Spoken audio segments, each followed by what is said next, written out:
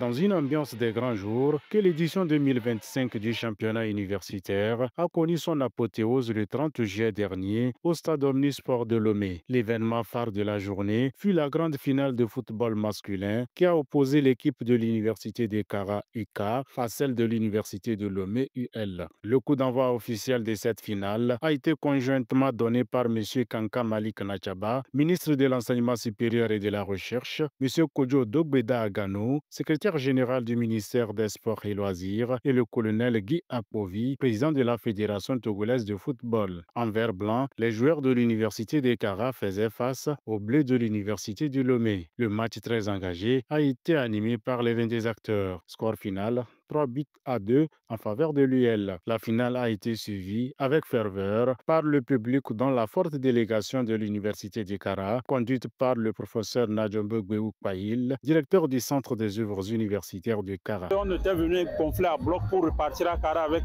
tous les trophées dans les disciplines dans lesquelles l'université de Kara a pris part.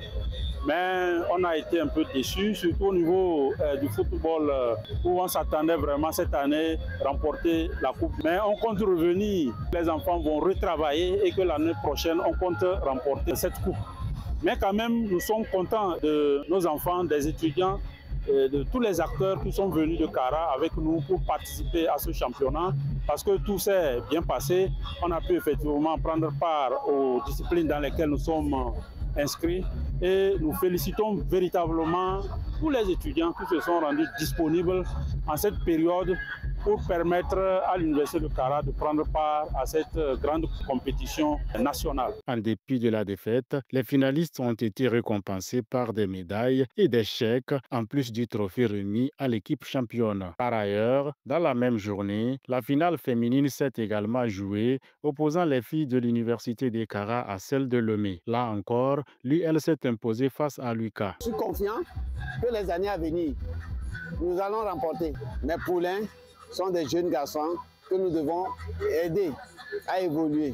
Je jette les fleurs à mes poulains et je dis bravo à eux parce qu'ils ont de l'avenir. Nous avons les interfacs que nous jouons avec aisance. Nous avons la sélection qui se fait chaque année. Il y a des nouveaux étudiants qui arrivent.